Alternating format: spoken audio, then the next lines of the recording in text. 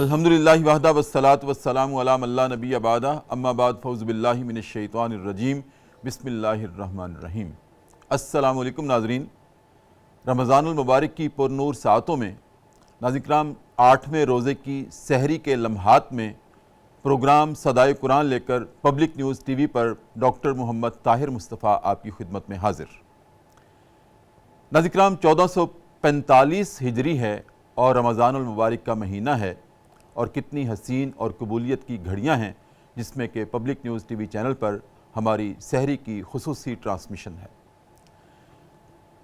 ناظرین کرام، روزے کے احکامات کلام اللہ میں بیان جب ہوئے تو میں نے عرض کیا تھا کہ باقی تمام عبادات کے احکامات سکیٹرڈ ہیں، مختلف مقامات پر ہیں، لیکن صرف روزے کی عبادت کے جتنے بھی احکامات ہیں وہ اللہ رب العزت نے سورہ بقرہ میں یکجا کر دیے ہیں۔ دوسرے پارے کا 7واں رکوع ہے اور سورہ بقرہ کی آیت نمبر 183 سے یہ احکامات شروع ہوتے ہیں، اور پھر 184 185 سورہ بقرہ کی ہی آیت ہے جس میں کہ اللہ رب العزت نے ارشاد فرمایا ہے کہ شہر رمضان الذی انزل فیہ القرآن ھدی للناس وبینات من الھدی والفرقان فمن شہد منکم الشہر فلیصمہ۔ ارشاد ہے کہ لوگوں، یہ رمضان کا مہینہ وہ مہینہ ہے جس میں ہم نے کلام اللہ کو یعنی قرآن کریم کو نازل کیا، اور اس کلام کو ہم نے اس مہینے کی لیلۃ القدر میں لوح محفوظ سے آسمان دنیا پر بیت العزہ جو ایک مقام ہے وہاں پر پورے کا پورا قرآن اس مہینے میں نازل کر دیا گیا۔ اور میں نے یہ بھی عرض کیا تھا کہ پھر بیت العزہ سے حضرت جبرائیل علیہ السلام اللہ کے اذن سے قلب رسول پر 23 برس کے عرصے میں وقتاً فوقتاً حالات و واقعات کے تقاضوں کے مطابق اس کو نازل کرتے رہے۔ ناظرین کرام، یہاں ارشاد باری تعالیٰ یہ ہے کہ ہم نے اس کلام کو اس مہینے میں نازل کیا، اور یہ لوگوں کے لیے ہدایت ہے۔ ہدایت ہونے کے ساتھ ساتھ یہ ہدایت کی واضح نشانیاں بھی رکھتا ہے اپنے جلو میں، اور پھر یہ فرقان بھی ہے، یعنی کہ حق و باطل کی تمیز کرتا ہے۔ یہ کلام نیکی اور بدی کی پہچان کراتا ہے، اندھیرے اور روشنی کو امتیاز عطا کرتا ہے یہ کلام اللہ۔ اس کے بعد ارشاد ہے ناظرین کرام، فمن شہد منکم الشہر فلیصمہ، کہ تم میں سے جو کوئی اس مہینے کو پائے وہ اس کے روزے رکھے۔ ناظرین کرام، یہاں ایک بڑا عجیب نکتہ ہے کہ اللہ رب العزت نے یہ ارشاد کیوں فرمایا کہ تم میں سے جو کوئی اس مہینے کو پائے وہ روزے رکھے۔ ہم پا تو رہے ہیں ہر سال، الحمدللہ رب العالمین، کروڑوں مرتبہ اس ذات باری تعالیٰ کا شکر ہے کہ ہماری زندگی میں ہر سال یہ مہینہ آتا ہے۔ لیکن ناظرین کرام، ہماری زندگی میں تو آتا ہے، خصوصی اللہ رب العزت کی عنایت ہے ہم پر، لیکن اس کرۂ ارضی پر کچھ ایسے مقام بھی ہیں جہاں پر 6 مہینے دن اور 6 مہینے رات رہتی ہے۔ سوال پیدا ہوتا ہے کہ وہاں روزہ کیسے رکھا جائے گا؟ کیا انسان 6 مہینے روزے میں رہے گا اور پھر ایک ہی روزہ رکھے گا، اس کے بعد 6 مہینے رات رہتی ہے؟ تو ناظرین کرام، یہ جو کلام اللہ کا ارشاد ہے کہ فمن شہد منکم الشہر فلیصمہ، یہ اسی سوال کا جواب ہے کہ تم میں سے جو کوئی اس مہینے کو پائے وہ روزے رکھے، اس پہ فرض ہیں۔ اور جہاں 6 مہینے دن 6 مہینے رات رہتی ہے، اس کا مطلب یہ ہے اول تو وہاں آبادی ہے ہی نہیں، وہ ایسا کرۂ ارضی کا کونا ہے، ایسا مقام ہے کہ وہاں آبادی نہیں ہے۔ لیکن اگر کوئی مثال کے طور پر وہاں آبادی ہو بھی تو وہ اس مہینے کو وہاں پائے گا نہیں، اگر پائے گا نہیں تو ان پر روزے فرض ہی نہیں ہوں گے۔ کتنا خوبصورت جواب ہے، ایک دلیل اللہ رب العزت نے حجت قائم کر دی ہے اس سوال کے جواب میں۔ لیکن ناظرین کرام، اس کے قرب و جوار میں جو اینڈ آف دا ورلڈ وہ مقام ہے جہاں پر دنیا ختم ہو جاتی ہے. ادھر سے سورج غروب ہوتا ہے اور 10-15 منٹ کے بعد دوسری طرف سے ہمیں طلوع ہوتا نظر آتا ہے. ایسے مقامات ہیں. پھر ناظرین کرام 4 ممالک ایسے ہیں، ایک فن لینڈ ہے، سویڈن ہے، ناروے ہے اور ڈنمارک ہے. یہ اسی اینڈ آف دا ورلڈ کے ارد گرد یہ ممالک ہیں. یہاں بھی کچھ ایسا معاملہ ہے کہ 6 مہینے دن 6 مہینے رات تو نہیں رہتی، لیکن بعض ایسے مقامات ہیں جہاں پر 22 گھنٹے کا دن ہوتا ہے اور رات صرف 2 گھنٹے کی ہوتی ہے.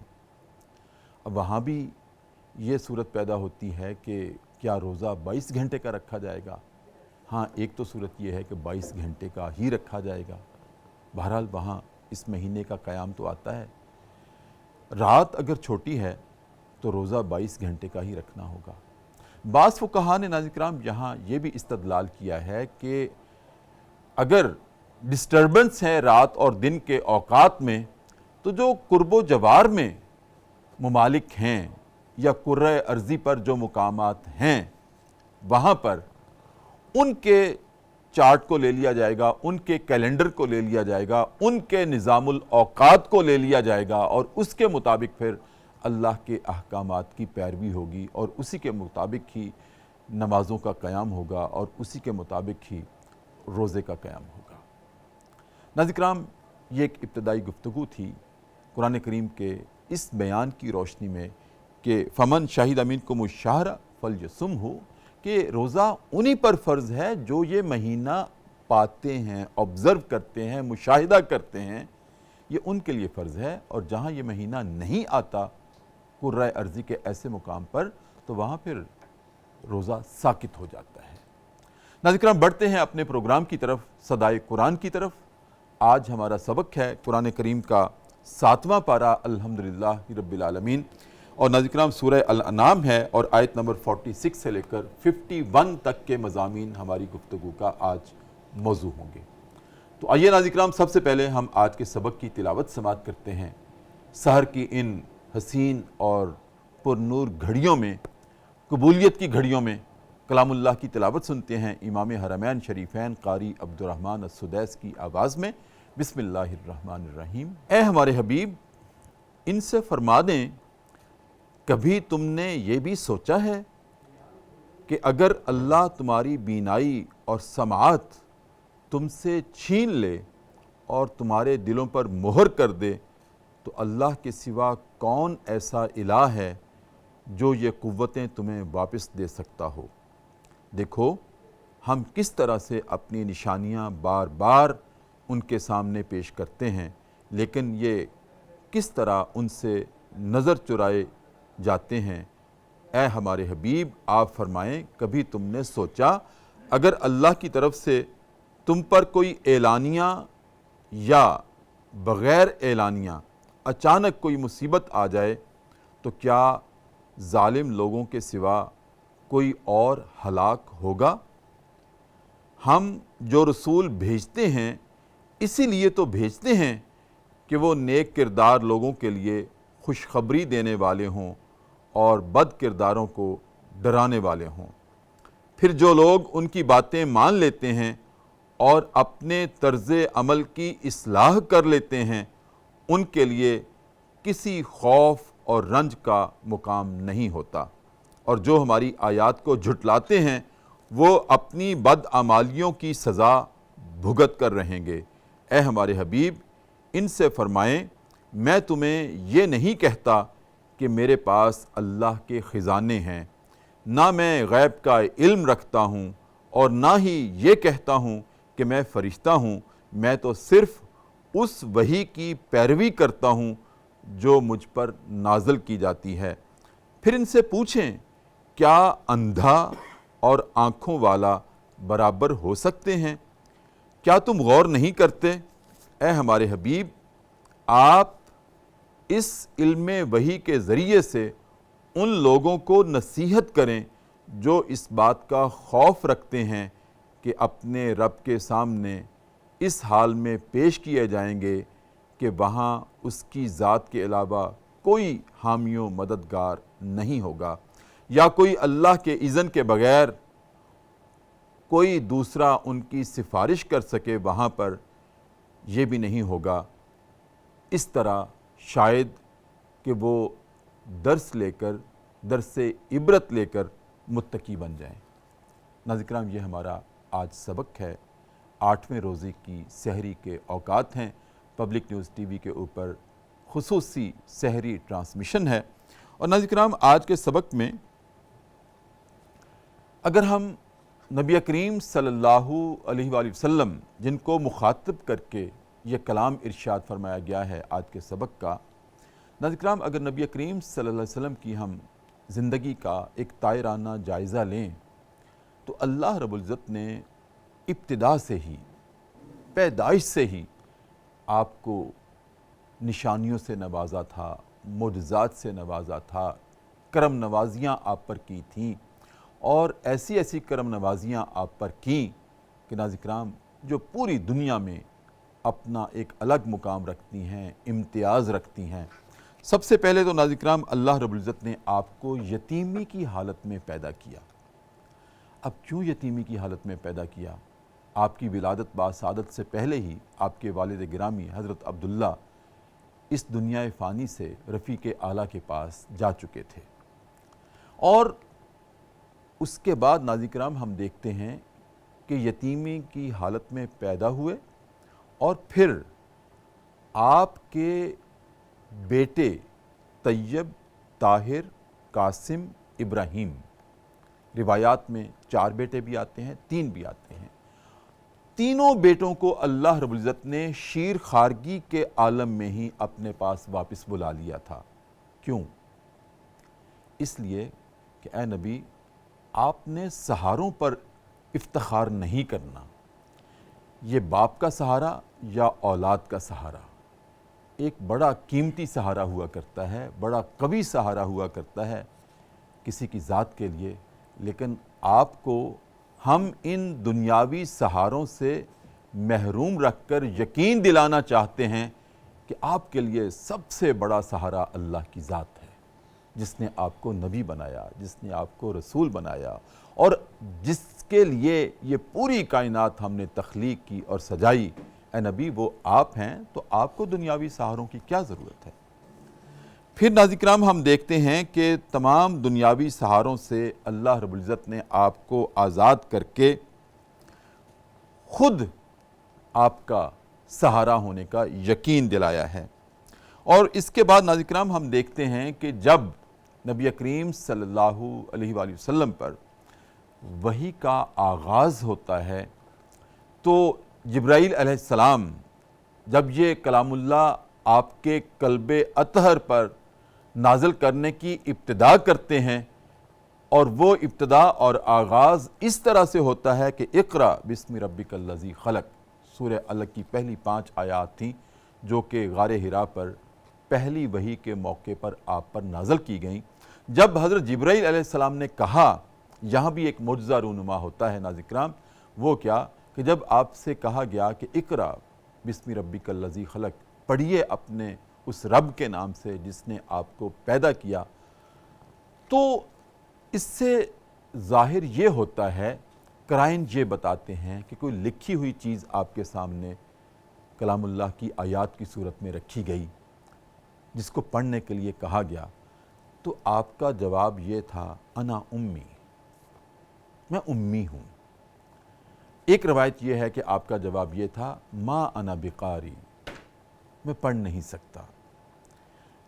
ناظرین کرام، اگر ہم نبی کریم صلی اللہ علیہ وسلم کے یہ جو 2 جوابات کی روایت ہے انا امی، ہم امی کا ترجمہ کرتے ہیں عام طور پر ان پڑھ، لیکن میں عرض کروں گا کہ جب نبی کریم صلی اللہ علیہ وآلہ وسلم کی بات ہو اور اس اسم گرامی امی کی نسبت جب رسول کریم سے ہو، تو پھر اس کا یہ ترجمہ کرنا بے ادبی میں آئے گا کہ میں پڑھا لکھا نہیں ہوں۔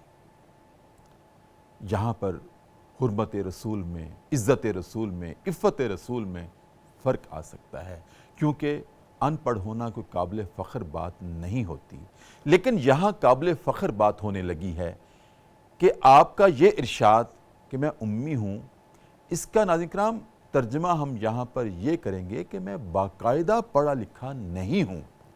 اب باقاعدہ پڑھا لکھا ہونے سے مراد کیا ہے کہ میں کسی استاد سے نہیں پڑھا ہوا، میں کسی استاد سے سیکھا ہوا نہیں ہوں کہ کیسے پڑھتے ہیں، مجھے کسی استاد نے نہیں پڑھایا نہ سکھایا۔ ناظرین کرام کیوں نہیں سکھایا؟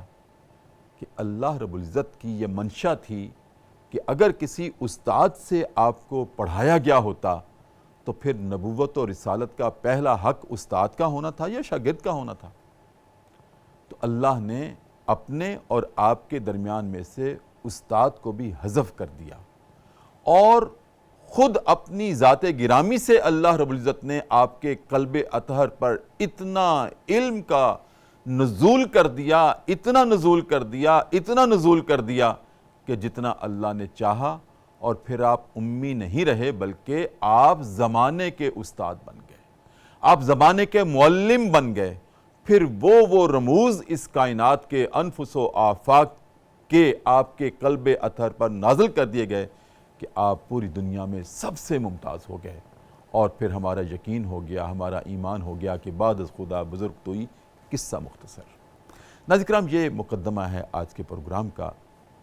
اس میں ہمارے لیے صدائے قرآن کیا ہے اس پہ ہم گفتگو کرنے والے ہیں، اور گفتگو فرمانے کے لیے ہمارے پروگرام صدائے قرآن کے دونوں میرے فاضل مہمان مستقل حصہ ہیں صدائے قرآن کا۔ دائیں جانب تشریف رکھتے ہیں ناظرین کرام جناب مولانا فداء الرحمن حیدری، ماشاءاللہ اللہ رب العزت نے ان کو خوب علم سے نوازا ہے، رسوخ عطا کیا ہے۔ آپ درس نظامی فراغت کے اعتبار سے آپ کا تعلق جامعہ اشرفیہ سے ہے، وہاں سے آپ نے دورہ کیا ہے، پھر آپ خطیب بھی ہیں، ادیب بھی ہیں، اور خوب جولانی کے ساتھ آپ گفتگو کرتے ہیں، ہمارے پروگرام کا حصہ ہیں۔ السلام علیکم۔ وعلیکم السلام ورحمۃ اللہ وبرکاتہ۔ کیسے بڑی مزاج؟ نوازش، کیسے مزاج؟ جزاکم ٹھیک اللہ، ہے۔ الحمدللہ۔ اور ناظرین کرام میری بائیں جانب آپ کے جانے پہچانے، ماشاءاللہ جب سے صدائے قرآن کا آغاز ہوا ہے جناب مفتی حسان ادریس عبدالسلام ہمارے ساتھ ہیں۔ ان کو بھی اللہ رب العزت نے خوب نوازا ہے، اور میں کہا کرتا ہوں ان کے بارے میں کہ اللہ نے ان کو بھی جوانی میں علم کی، معرفت کی جولانی عطا کی ہے۔ ماشاءاللہ استاذ ہیں، محقق بھی ہیں، مصنف بھی ہیں، اور بہت ساری خوبیوں کے مالک ہیں۔ السلام علیکم۔ جی وعلیکم السلام ورحمۃ اللہ۔ کیسے مزاج؟ ڈاکٹر صاحب الحمدللہ بخیر عافیت، اللہ کا فضل۔ مولانا مقدمہ پروگرام صدائے قرآن کا جی حسب روایت میں نے آپ کے سامنے رکھا، لیکن اصل تو گفتگو ہمارے ناظرین آپ کی سنیں گے، آپ کے منتظر ہیں۔ جو آغاز ہے اس میں ارشاد یہ ہے کہ اے نبی آپ ان سے فرمائیں، ان سے پوچھیں جو انکار کرتے ہیں اللہ کی آیات کا، جو آپ کا انکار کرتے ہیں، آپ کی اطاعت و اتباع کا، اور آپ کا انکار کرتے ہوئے ہماری آیات کا انکار کرتے ہیں، ہماری ذات کا انکار کرتے ہیں، ان سے پوچھیں کہ کبھی اپنی ذات کا جائزہ تو لیں، اور جب جائزہ لیں تو ذرا یہ گنے تو صحیح کہ اللہ نے 1 5 یا 6 فٹ کے جسم کے اوپر ان کو اللہ رب العزت نے کتنی بن مانگی عطائیں کی ہیں، بن مانگی۔ ایک تو ہے کہ انسان مانگتا ہے یا اللہ مجھے یہ عطا فرما دے۔ میں عرض کیا کرتا ہوں جب ماں کی کوکھ سے بچہ جنم لیتا ہے تو کیا بچے نے دعا مانگی تھی کہ یا اللہ میری آنکھوں میں نور ضرور بھر دینا؟ نہیں، کوئی اندھا بھی پیدا ہوتا ہے اور ہماری آنکھوں کو اللہ نے نور عطا کیا، اور یہ بن مانگے عطا کیا، ہم نے مانگا نہیں تھا، اور کسی کو محروم بھی رکھا ہے۔ بالکل سماعتیں ہمیں دیں، بصارتیں ہمیں دیں، قوت گویائی ہمیں دی، عقل، فہم، فراست، بصیرت، ادراک ہمیں عطا کیا، چلنے کے لیے پاؤں اور ٹانگیں ہمیں عطا کیں۔ میں نے بیت اللہ میں ایسے بھی لوگوں کو طواف کرتے ہوئے دیکھا ہے کہ جن کی ٹانگیں نہیں تھیں، میں نے اپنی آنکھوں سے دیکھا کہ 2 ہاتھ نیچے رکھ کر اور گھٹنوں کے بل چل کر طواف کرتے ہیں۔ اتنی عنایات اللہ رب العزت نے کی ہیں، لیکن یہاں ان منکرین اور کافرین کو جو مخاطب کیا ہے وہ 2 عطاؤں کا ذکر کیا ہے جو اللہ رب العزت نے انسان کی ذات کو عطا کی، حالانکہ بے شمار ہیں۔ وَإِن تَعُدُّوا نِعْمَتَ اللَّهِ لَا تُحْصُوهَا، کہ اگر تم اللہ کی نعمتوں کو شمار بھی کرنا چاہو تو نہیں کر سکتے، جس طرح سر کے بالوں کو شمار نہیں کیا جا سکتا، اللہ کی نعمتوں کو بھی شمار نہیں کیا جا سکتا۔ لیکن دو کو اللہ رب العزت نے دلیل بنایا ہے کہ اگر تمہاری سماعتوں کو اور تمہاری بینائی کو کوئی چھین لے، کوئی ہے جو تمہیں واپس کر دے؟ بتاؤ اے نبی، ان سے پوچھیں کہ کون ہے جن کو تم اللہ کے علاوہ شریک ٹھہراتے ہو؟ کیا تمہارے اندھا ہونے کی وجہ سے وہ تمہیں بینائی دے سکتے ہیں؟ نہیں دے سکتے۔ پھر ان سے پوچھیں کدھر بھٹک رہے ہو؟ کیا ارشاد فرمائیں گے اس طرح سے؟ بسم اللہ الرحمن الرحیم۔ بڑی نوازش، آپ شفقت فرماتے ہیں، اور میں آج یہ عرض کرنا چاہوں گا کہ جو یہ ہمارا جو پروگرام چل رہا ہے اور آپ کے جو سوالات ہوتے ہیں، اور یقین جانیے کہ تفاسیر مختلف مطلب دیکھ کر آتا ہوں الحمدللہ، تو ایک دفعہ جو ہے نا وہ قرآن سے والہانہ تعلق پیدا ہوتا ہے۔ بلکہ میں آج تراویح پڑھاتے ہوئے اتفاق کی بات، آج جو ہے نا وہ پارہ نمبر 7 یعنی سورہ انعام آج مکمل ہوئی، تو وہ پڑھتے ہوئے ایک عجیب کیفیت بن رہی تھی، اور میں یہ سمجھتا ہوں کہ آپ دعائیں لے رہے تھے، اور مستقل اللہ تعالیٰ آپ کے حق میں ہماری دعاؤں کو قبول فرمائے۔ قل ارأیتم ان اخذ اللہ سمعکم وابصارکم وختم علی قلوبکم۔ اللہ جل جلالہ نے یہاں دو نعمتوں کا خاص ذکر فرمایا، سماعت کا اور بینائی کا۔ انسانی جسم میں یہ اعضائے رئیسہ میں مطلب آتے ہیں، اور کوئی بھی چیز ہے تو وہ اسی بنیاد پر ہے، دیکھنے سے ہے، سننے سے ہے، سوچنے سے ہے، سمجھنے سے، یعنی دل سے اس کے معاملات ہیں۔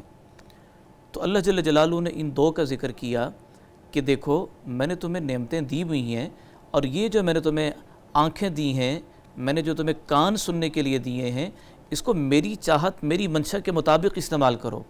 وَلَا تَقْفُ مَا لَيْسَ لَكَ بِهِ عِلْمٌ إِنَّ السَّمْعَ وَالْبَصَرَ وَالْفُؤَادَ كُلُّ أُولَئِكَ كَانَ عَنْهُ مَسْئُولًا۔ ہر ایک چیز کے بارے میں سوال کیا جائے گا، لیکن یہ وہ چیزیں ہیں کہ یہ بنیاد ہیں۔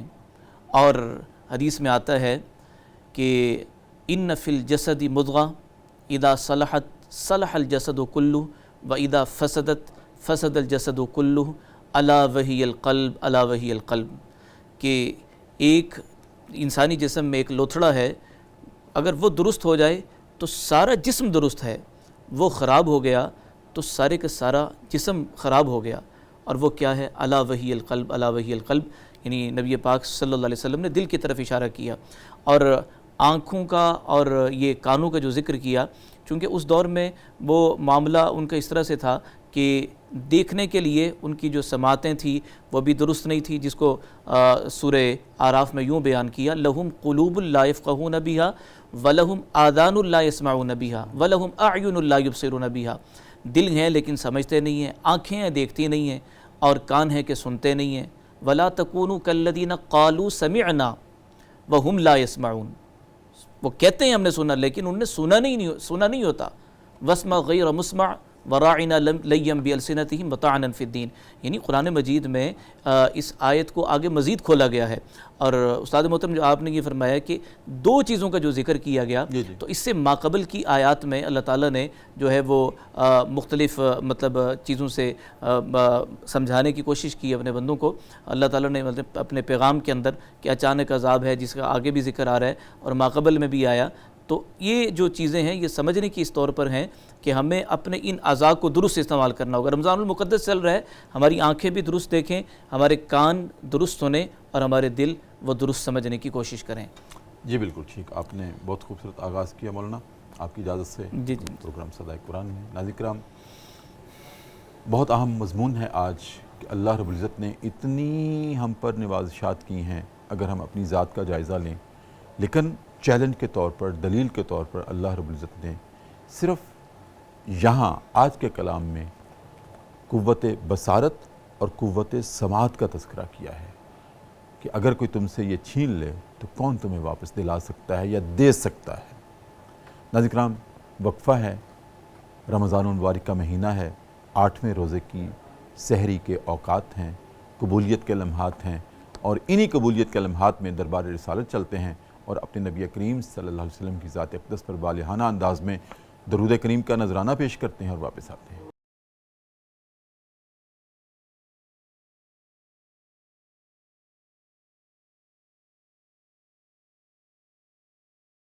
وقفے کے بعد ناظرین کرام دوبارہ آپ کی خدمت میں حاضر ہیں۔ Public news T V channel ہے، رمضان المبارک کی پرنور ساعتیں ہیں، 8ویں روزے کی سحری کے اوقات ہیں، اور ناظرین کرام پبلک نیوز ٹی وی پر ہماری سحری خصوصی ٹرانسمیشن ہے جس میں ہمارا پروگرام ہے صدائے قرآن، اور آج ہمارا سبق ہے کلام اللہ کا 7واں پارہ ہے، سورہ الانعام ہے، اور آیت نمبر 46 سے لے کر 51 تک کے مضامین ہماری گفتگو کا موضوع ہیں۔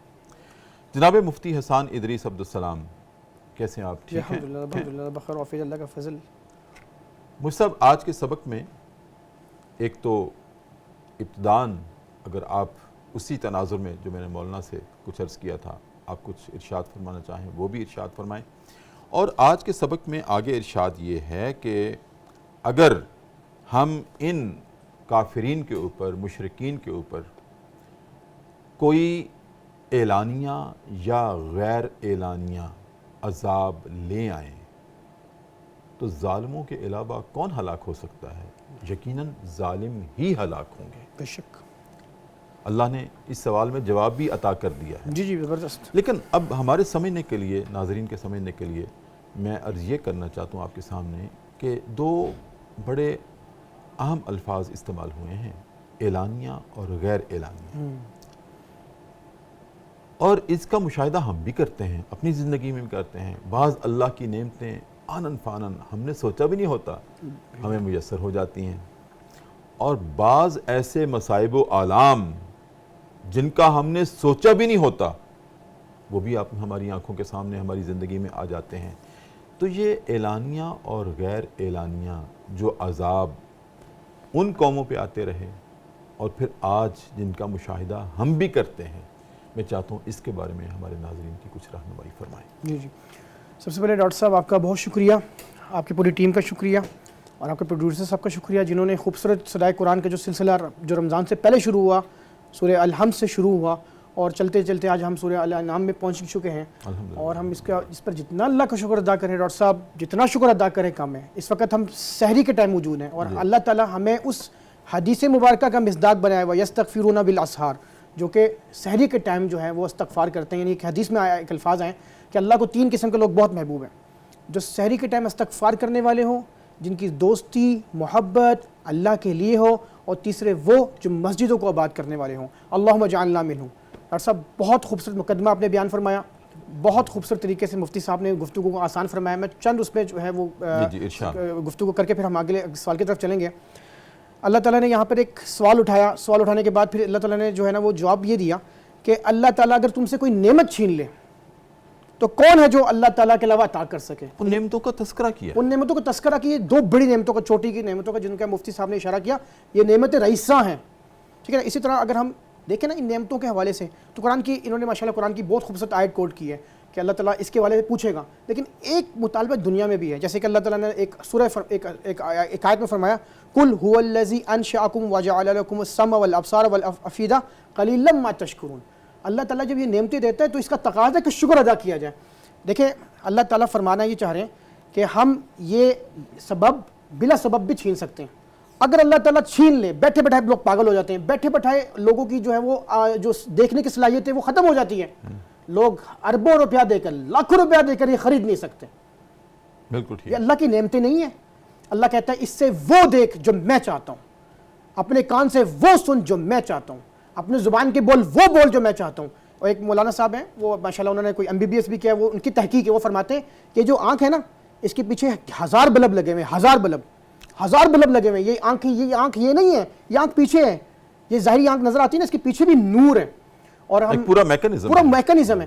ہم اس آنکھ سے وہ دیکھیں جو اللہ کی نافرمانی والے معاملات ہو، تو اللہ تعالیٰ تو آنکھیں سلب نہیں کرتا، اللہ چاہے تو سلب کر سکتا ہے، لیکن ہم وابدہ کا بل ادا نہ کریں تو وہ کیا کرتے ہیں، بجلی کا وہ میٹر کاٹ دیتے ہیں آپ کا۔ لیکن اللہ کا شکر ادا کرنا چاہیے ہمیں، یہ اتنی بڑی صلاحیتیں دی، اتنی بڑی نعمتیں دی، ان نعمتوں سے ہم کیا کرتے ہیں، وہ چیزیں جو اللہ تعالیٰ نے ہمارے لیے جو حکم فرمائی ہیں نہ اس کو دیکھتے ہیں، نہ غور کرتے ہیں، نہ فکر کرتے ہیں۔ تو لہٰذا اللہ تعالیٰ یہ کہہ رہا ہے کہ یہ دلائلوں کے جو انبار اللہ لگا رہا ہے، یہ دلائلوں کے انبار سے، یہ قوموں کے واقعات سے اللہ چاہتا تو ایک آیت سے تمام حجت تمام کر دیتا. سورہ الحمد سے ناس تک اللہ تعالیٰ نے دلائل عقلیہ بھی دیے, دلائل نقلیہ بھی دیے, مختلف انداز میں اللہ تعالیٰ سمجھا رہا ہے, یعنی پچھلے قوموں کے اذکار بھی. اب آ جائیں وہ سوال جو آپ نے مجھ سے جو ہے وہ استفسار فرمایا کہ یہ جو اعلان جو عذاب کی بات اللہ نے کی ہے اور جو غیر اعلانیہ اعلان, اس سے پہلے یہ بات واضح ہو جائے کہ اللہ تعالیٰ کا یہ اسلوب ہے نا جس کو ہمیں سوالیہ لگ رہا ہے, یہ نیریٹیو ہے. اللہ کہہ رہے ہیں کہ وہ جو ہلاکت ہوگی ظالموں کے لیے, تو ان کو یہ تھا کہ جب ہم ہلاک ہوں گے یہ مشرکین کو تو نیک بھی ہوں گے, اگر نیک لوگوں کو بھی اگر جو ہے اگر ہلاک کیا جائے گا تو وہ ان کے لیے عذاب نہیں ہوگا بلکہ رحمت ہوگی. تو اصل میں عذاب ہے ہی ان مجرموں کے لیے. اب آ جائیں وہ اعلانیہ اور غیر اعلانیہ والی بات.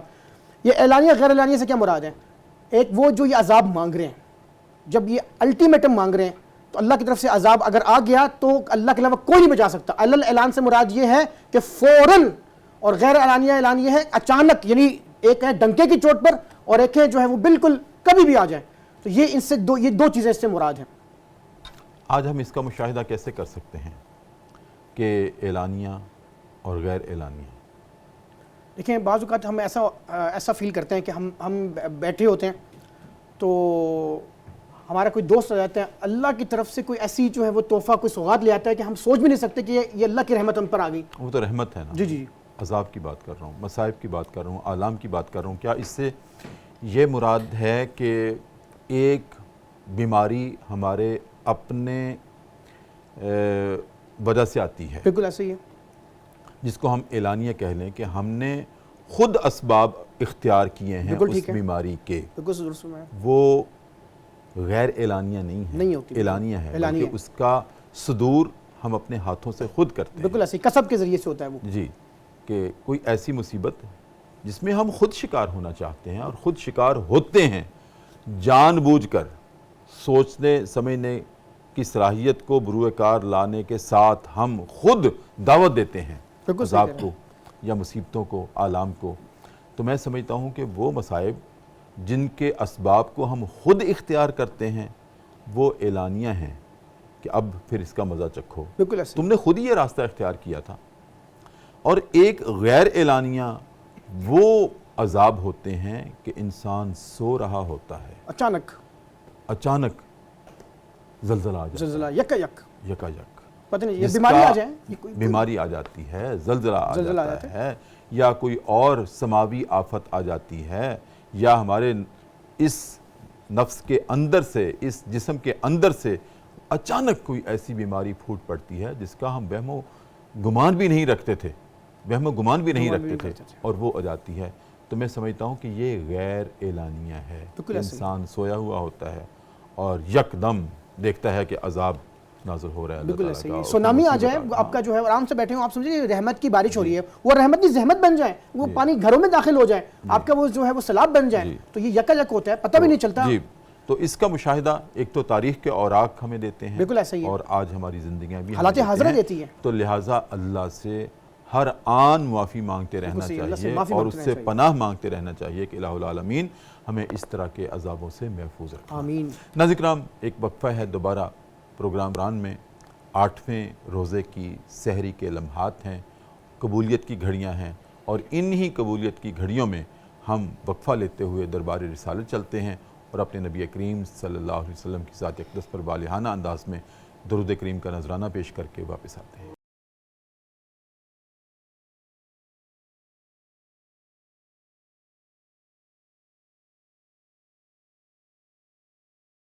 وقفے کے بعد ناظرین کرام دوبارہ آپ کی خدمت میں حاضر ہیں. رمضان المبارک کی پرنور ساعتیں ہیں, قبولیت کی گھڑیاں ہیں, 8ویں روزے کی سحری ہے, اور public news T V channel پر خصوصی سحری کی ٹرانسمیشن ہے, اور اس ٹرانسمیشن میں ہمارا پروگرام ہے صدائے قرآن, اور آج ہمارا سبق ہے اس میں ناظرین کرام سورہ الانعام ہے اور قرآن کریم کا 7واں پارہ ہے. مولانا, آج کے سبق میں اللہ رب العزت نے نبی کریم صلی اللہ علیہ وآلہ وسلم کو مخاطب کر کے ارشاد فرمایا ہے کہ اے ہمارے حبیب, ان سے کہیں کہ میرے پاس کوئی ایسا خزانہ نہیں ہے اللہ رب العزت کا کہ تم جو گمان کرتے ہو کہ جو تم چاہو میں تمہیں اس خزانے سے نکال کر دے دوں. یہ تو اللہ کی عطا ہے. اور دوسرا یہ بھی اے ہمارے حبیب کریم ان سے کہیں کہ میرے پاس غیب کا علم نہیں ہے جو تم مجھ سے گمان کرتے ہو. اس بارے میں ارشاد فرمائیں. بسم اللہ الرحمن الرحیم. قل لا اقول لکم عندی خزائن اللہ ولا اعلم الغیب. جی بنیادی طور پر جب نبی پاک صلی اللہ علیہ وسلم نے دعوت دینا شروع فرمائی تو مطالبہ یہ آنے لگا کہ آپ جب نبی ہونے کا دعویٰ کر رہے ہیں اور ایک دعوت دے رہے ہیں تو پھر ہماری یہ جو چٹیل زمینیں ہیں اور یہ تپتے صحرا ہیں یہ گل گلزار بن جائیں اور یہاں جو ہے وہ سرسبز و شادابگی آ جائے. اور ہمیں یہ بھی بتائیے کہ کوئی بھی مشکل سے پہلے آپ ہمیں آگاہ کر دیں اور ہماری جو ہے نا وہ معاشی حالت ٹھیک ہو جائے. اس کے جواب میں پھر نبی کریم صلی اللہ علیہ وسلم نے فرمایا قل لا اقول لکم عندی خزائن اللہ ولا اعلم بلکہ الغیب. اللہ نے ارشاد فرمایا کہ نبی ان سے کہہ دیجئے، ان سے آپ کہہ دیجئے کہ میرے پاس تو یہ چیزیں نہیں ہیں کہ جو تم مجھ سے مطالبہ کر رہے ہو. میں تو تمہیں دعوت دے رہا ہوں اللہ کی پرستش کی، اللہ کی عبادت کی. اگلی چیز یہ ہے کہ آپ کے توسط سے مطلب یہ عرض کرنا چاہوں گا کہ ہمارے بر صغیر میں دیگر بھی بہت سارے ایسے مسائل ہیں کہ جن میں تشدد اختیار کر کے الجھنا اور بحث مباحثے اور مناظرے اس طرح کی کیفیت. میں ایک ادنا سا طالب علم ہوں لیکن غور و فکر کے بعد اس نتیجے پر پہنچا ہوں کہ نزاع لفظی. ہمارے استاد محترم تھے ڈاکٹر علامہ خالد محمود رحمۃ اللہ علیہ تعالیٰ PhD آف لندن. انہوں نے لکھا کہ نزاع لفظی یعنی کہ لفظوں کا ایک اختلاف ہے. اور میں پڑھ رہا تھا غلام رسول سعیدی صاحب کی تبیان القرآن، انہوں نے لکھا ہوا تھا کہ عالم الغیب کا لفظ یہ عرفاً اور شرعاً غیر اللہ کے لیے استعمال کرنا یعنی درست نہیں، نبی کے لیے استعمال نہیں کر سکتے یہ کہ عالم الغیب کا لفظ. باقی رہی بات کہ اللہ تعالیٰ نے علم سے نوازا تھا، کتنا تھا، کیسے تھا، وہی جانتا ہے، وہی جانتا ہے. تلک من انباء الغیب ذالک من انباء الغیب نوحی الیک. اور اسی طرح سے وما کان اللہ لیطلعکم علی الغیب. استاد محترم یہاں عرض کرنا چاہوں گا کہ نزاع لفظی کیسے ہے کہ وہی معنی جو علماء کا ایک اسکول آف تھاٹ کر رہا ہے وہی معنی آگے جا کر وہ لوگ بھی کر رہے ہوتے ہیں. یعنی کوئی اتنا شدت کا معاملہ نہیں ہے. اور اس معاملے میں تو مولانا قطع کلامی معافی چاہتا ہوں، میں تو اس ایشو کو ایسے لیا کرتا ہوں کہ جو ہمارے درمیان مختلف مسالک کے فقہ کے اختلافات ہیں وہ محض اولا اور عدم اولا کی بات ہے. جی بالکل. کوئی کفر اسلام کی جنگ نہیں ہے. جی بالکل ایسے ہی ہے. کوئی ایمان اور کفر کی جنگ نہیں ہے. جی بالکل ایسے ہی ہے. اولا اور عدم اولا. جی بالکل. میرے نزدیک وہ بات بہت اولا ہے اور دوسرے مسلک کے نزدیک عدم اولا ہے. لیکن اس میں کوئی ایسا نہیں ہے کہ ہم کفر کے دائرے میں داخل ہو رہے ہیں یا ایمان کے دائرے میں داخل ہو رہے ہیں. وہ تو اللہ رب العزت نے اپنی نصوص میں طے کر دیے ہیں شریعت کے معاملات. جی بالکل. اب ہماری سمجھ ہے، ہماری بصیرت ہے، ہمارا ادراک ہے اور ہر ایک کی حصے ادراک، حصے بصیرت اور بصارت مختلف ہے.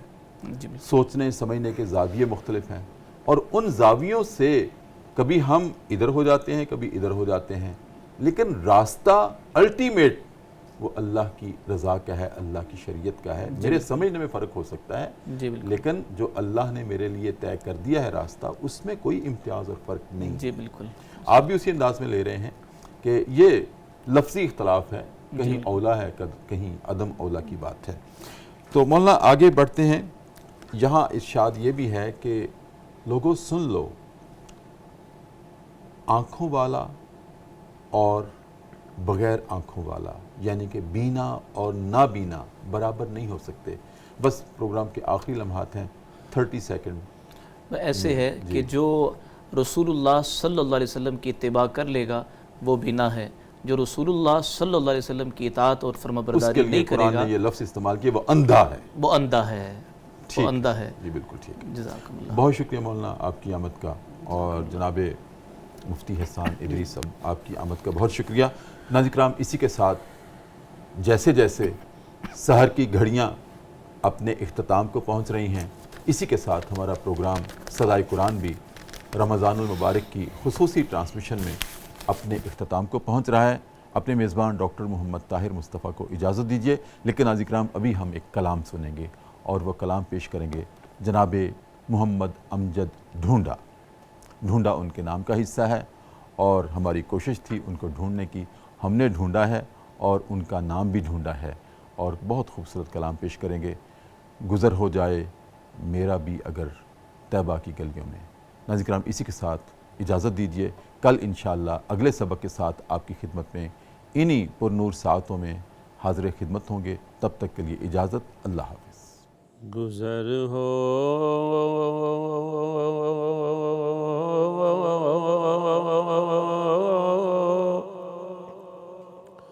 جائے میرا بھی اگر طیبہ کی گلیوں میں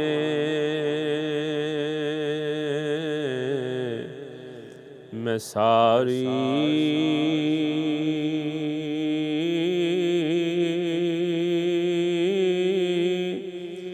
زندگی کر دوں بسر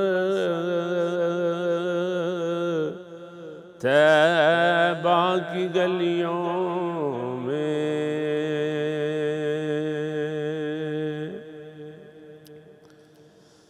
ہوائیں رحمت حق کی وہاں چلتی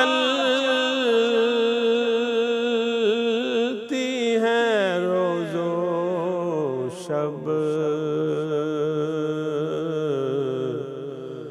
برستا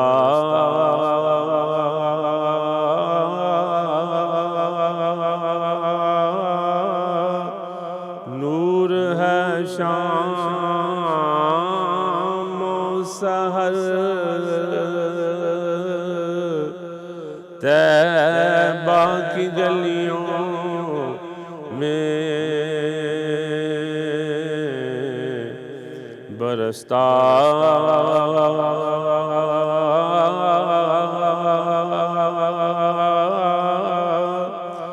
نور ہے شام و سحر طیبہ کی گلیوں میں۔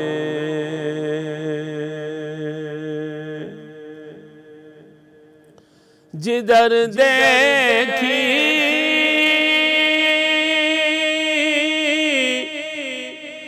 اسی ماہ مبی کی روشنی دیکھی،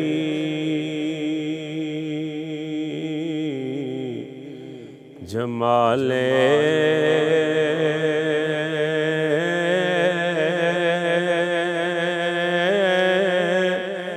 مصطفیٰ یا نظر طیبہ کی گلیوں میں، جمال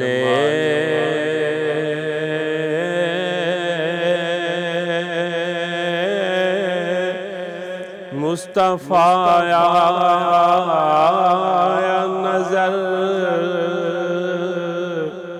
طیبہ کی گلیوں میں۔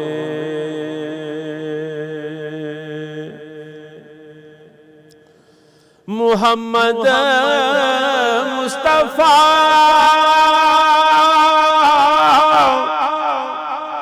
کے عشق میں ہر آنکھ پرنم ہے،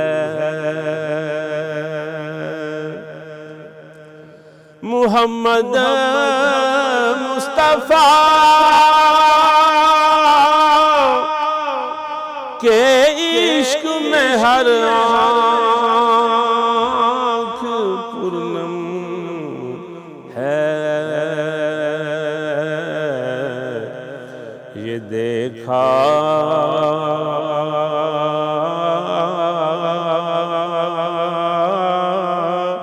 ہے محبت کا اثر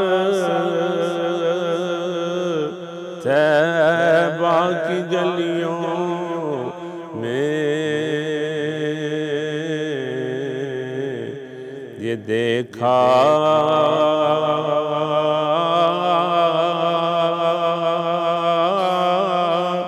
ہے محبت کا اثر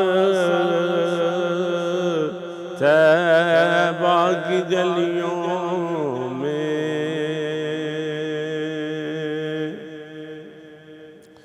فرشتے بھی ادب سے سر جھکاتے ہیں وہاں راشد فرشتے بھی ادب سے سر جھکاتے ہیں وہاں راشد میری بھی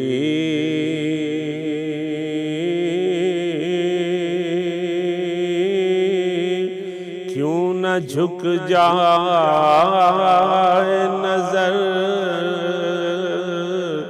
طیبہ کی گلیوں میں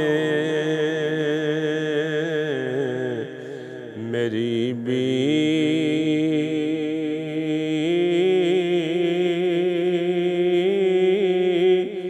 کیوں نہ جھک جائے نظر طیبہ کی گلیوں میں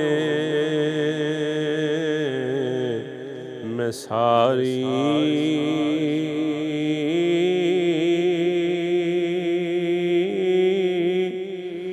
زندگی کر دوں بسر